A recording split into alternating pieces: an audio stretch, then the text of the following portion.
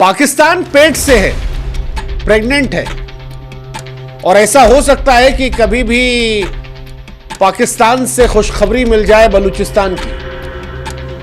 हां जी, India versus Pakistan जब भी वॉर होता है तो पाकिस्तान अपने आप प्रेग्नेंट हो जाता है। पिछली बार यह प्रेगनेंसी 1971 में हुई थी, जब 93,000 पाकिस्तानी लोग सर झुकाकर बांग्लादेश की पैदाइश के गवाह बने थे। और इस बार जब पहलगाम के बाद हिंदुस्तान पाकिस्तान की टेंशन फिर से बढ़ी है, तब एक बार फिर लग रहा है कि पाकिस्तान प्रेग्नेंट हो गया है। जिस तरह से बलूचों ने पाकिस्तानियों को ठोका है, पाकिस्तान दोहरी मुसीबत में घिर गया है। एक तरफ इंडिया लाहौर से लेकर कराची और रावलपिंडी में आर्मी के हेडक्वार्टर पर मिसाइल फोड़ रहा है, वहीं दूसरी तरफ पाकिस्तान की सेना पर बलूचिस्तान हमला कर रहा है। अब सवाल यह है कि क्या इंडिया और पाकिस्तान की जंग के बीच बलूचिस्तान आजाद होगा? क्या जैसे 1971 में इंडिया ने पाकिस्तान से बांग्लादेश को अलग किया था, वैसे ही इस बार भारत बलूचिस्तान को पाकिस्तान से अलग कर देगा? यह सवाल बड़ा सीरियस है। और सवाल यह भी है कि आखिर बलूचिस्तान पाकिस्तान से क्यों अलग होना चाहता है? क्यों बलूच लिबरेशन आर्मी पाकिस्तानी सेना से लड़ रही है? और क्या वाकई में पाकिस्तान की प्रेगनेंसी इस बार उसे फिर एक खुशखबरी देने वाली है?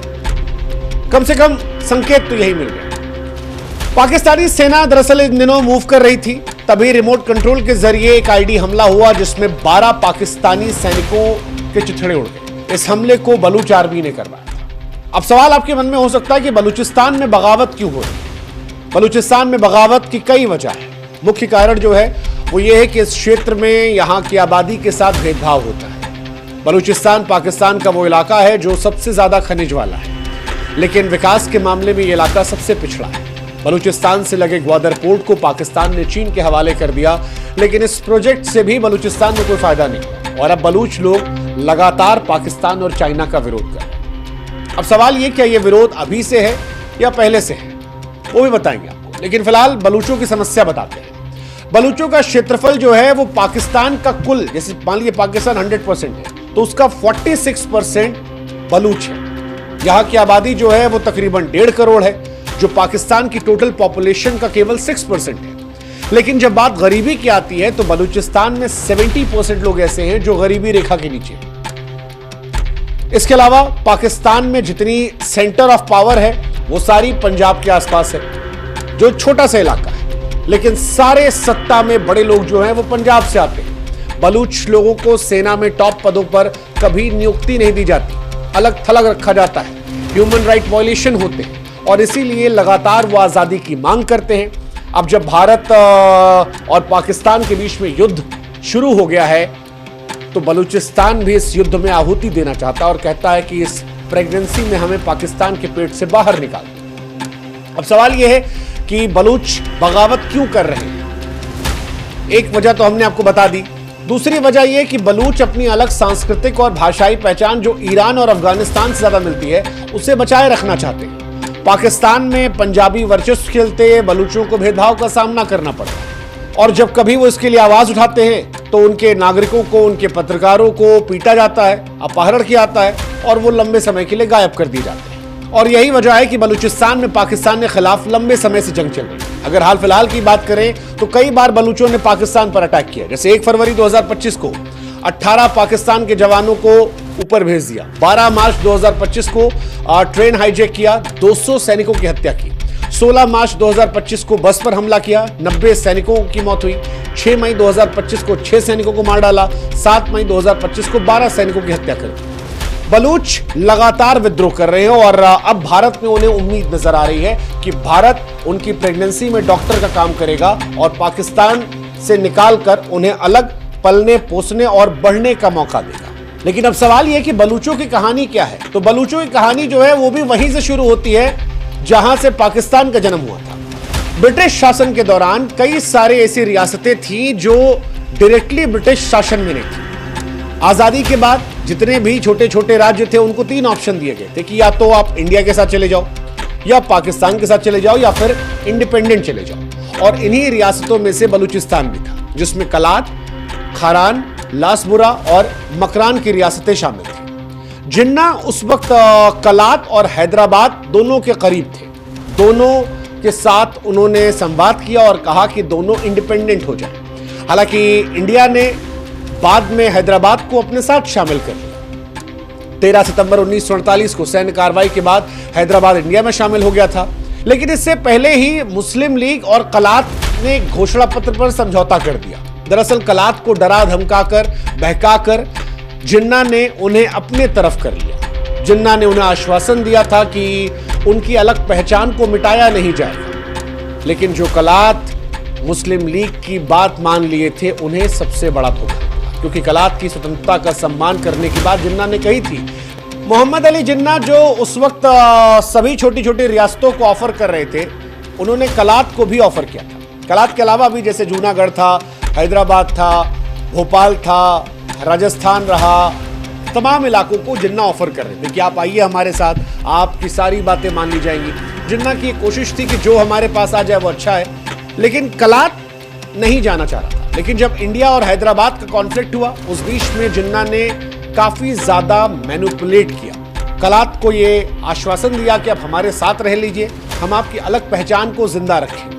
लेकिन जिस मुस्लिम लीग ने कलात की स्वतंत्रता का सम्मान करने की बात कही थी, उसने बलूचिस्तान पर कब्जा कर लिया, सेना चला। पाकिस्तान बनने के बाद बलूचिस्तान में विद्रोह की आवाज उठती रही और बलूचिस्तान वाले लगातार पाकिस्तान का विरोध करते रहे। हालांकि बलूचिस्तान हमेशा से फारस और हिंद साम्राज्य के बीच पूरब से लेकर पश्चिम तक एक सैंडविच की तरह रहा। बलूचिस्तान के उत्तर में पड़ोसी अफगानिस्तान को भी तमाम युद्ध का दंश झेलना पड़ा। हालांकि अफगानियों के पास एडवांटेज ये कि उनके पास बड़े बड़े पहाड़ हैं उनकी सुरक्षा के लिए, जो बलूचियों के पास थे। स्टेट ऑफ कलात को कई लोग पाकिस्तान का हैदराबाद भी कहते थे। कलात स्वतंत्र रियासत थी जिसने पाकिस्तान से दोस्ती की थी। लेकिन जो जिन्ना शुरुआत में कलात के हिमायती थे, वो बाद में अपना मन बदलते हैं और कलात को अपने जागीर समझ लेते हैं। अब कईयों के मन में सवाल है कि जिन्ना क्यों बदले।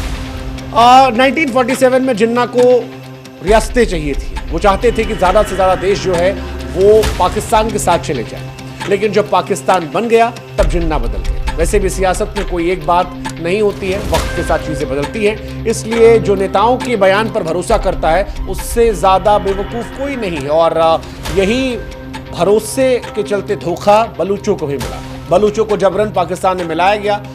भारत और बलूच के संबंध क्यों नहीं बने, ये भी सवाल कई बार उठता है। कई बार ये कहा जाता है कि नेहरू को ऑफर दिया गया था कि बलूचिस्तान को मिला लीजिए। हालांकि बलूचिस्तान और भारत की भौगोलिक दृष्टिकोण में काफ़ी दूरियां हैं।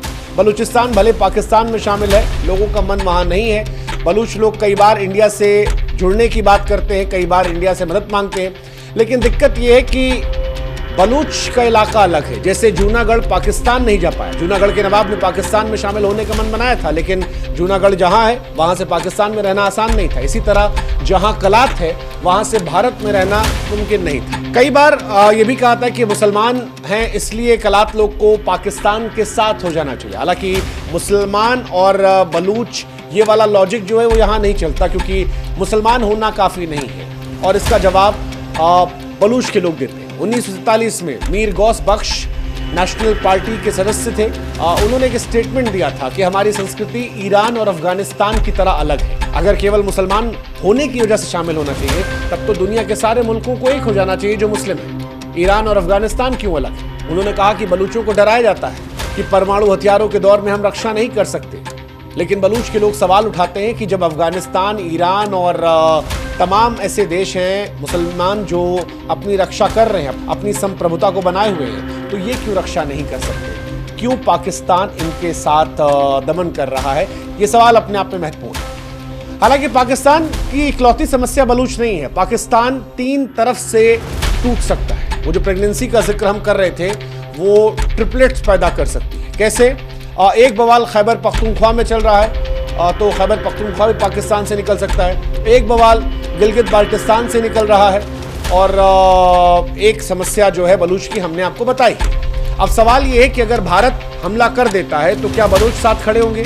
और न सिर्फ बलूच बल्कि पख्तूनों को लेकर भी ये सवाल होता है। पाकिस्तान के भीतर से फिलहाल कई ऐसी आवाज़ें आ रही हैं जो पड़ोसी पाकिस्तान को परेशान कर सकती है। खैबर पख्तूनख्वा से भी ये आवाज़ें आई हैं कई अलग अलग मोर्चों से कि पश्तूनों पर पाकिस्तानी सेना ने अत्याचार किए हैं और पश्तून इसका बदला ले सकते हैं। अफगानिस्तान जो है वो भी पाकिस्तान के खिलाफ जा सकता है। जिस तरह से अफगान लोगों को पाकिस्तान ने अपने मुल्क से निकाला था, जिस तरह से उन पर तमाम तरह के दंश डाले, अफगानिस्तान भी पाकिस्तान से काफ़ी नाराज है, इर्रिस्पेक्टिव कि वो दोनों मुस्लिम देश है। क्रिकेट की दुनिया में हमने अफगान और पाकिस्तान की लड़ाई देखी है। तालिबान से पहले अफगानिस्तान पूरी तरह से प्रो इंडिया था, लेकिन तालिबान के दौर में भी अभी भी पाकिस्तान और अफगानिस्तान की तलखियां बढ़ी हैं। ऐसे में अगर अफगानिस्तान में इंडिया का साथ दे तो हैरानी की बात नहीं है। रही बात बलूचों की, तो बलूच ने पाकिस्तान की फौज पर जो यह हमला किया वो इसी बात को दर्शाने के लिए था कि हिंदुस्तान उनका भी साथ दे। और बलूच कह भी रहे हैं कि अगर भारत पाकिस्तान पर हमला करता है तो बलूच भारतीय सेना का साथ देंगे। बलूचिस्तान में लंबे समय से पाकिस्तान सरकार के खिलाफ आवाजें उठ रही हैं और जब भारत का नाम शामिल हुआ तो ये कूटनीतिक दृष्टिकोण से और बड़ा माना जा रहा है, क्योंकि बलूचों को भी इसमें अपनी उम्मीद दिख रही है जो सालों साल से ठगा हुआ और शोषित महसूस करते हैं। अब सवाल ये कि क्या वाकई में बलूचिस्तान अलग हो जाएगा, इसी बार हो जाएगा? इतना आसान नहीं, बट नामुमकिन भी नहीं है। अफगानिस्तान और बलूच विद्रोही भारत का साथ इसलिए दे रहे हैं क्योंकि उन्हें पाकिस्तान के साथ साझा तनाव और भारत के साथ रणनीतिक हित मेल खाते दिख रहे हैं। अफगानिस्तान भारत को एक विश्वसनीय सहयोगी के तौर पर दिख रहा है, जबकि बलूच विद्रोही जो हैं वो पाकिस्तान के खिलाफ अपनी लड़ाई में भारत से नैतिक या फिर अप्रत्यक्ष समर्थन की उम्मीद कर रहे हैं। हालांकि यह समर्थन सीमित होगा या खुलकर होगा, ये देखने वाली बात है, क्योंकि अगर समर्थन खुलकर होगा तो फिर वो समर्थन कई जोखिमों के साथ आता है। इसके अलावा क्षेत्रीय वैश्विक शक्तियां जैसे अमेरिका, रूस, चीन, इनकी भूमिका भी यहां पर काफी इंपॉर्टेंट है। लेकिन एक बात जो हम दावे से कह सकते हैं वो ये कि पाकिस्तान की मुसीबतें कम नहीं। बलूचों ने सुनिश्चित किया कि उन्हें भी उम्मीद दिख रही है। वो उम्मीद जो खैबर पख्तूनख्वा वालों को दिख रही है, वो उम्मीद जो गिलगित बाल्टिस्तान वालों को दिख रही है, वो उम्मीद जो भारत को पीओके वापस लाने में दिख रही है, वही उम्मीद बलूचों को दिख रही है। अगर ये फुल फ्लेजेड वॉर होती तो ऐसा हो सकता है कि पाकिस्तान इस बार प्रेगनेंसी में बलूचिस्तान को जन्म दे। ऐसा हो सकता है। अगर ऐसा हुआ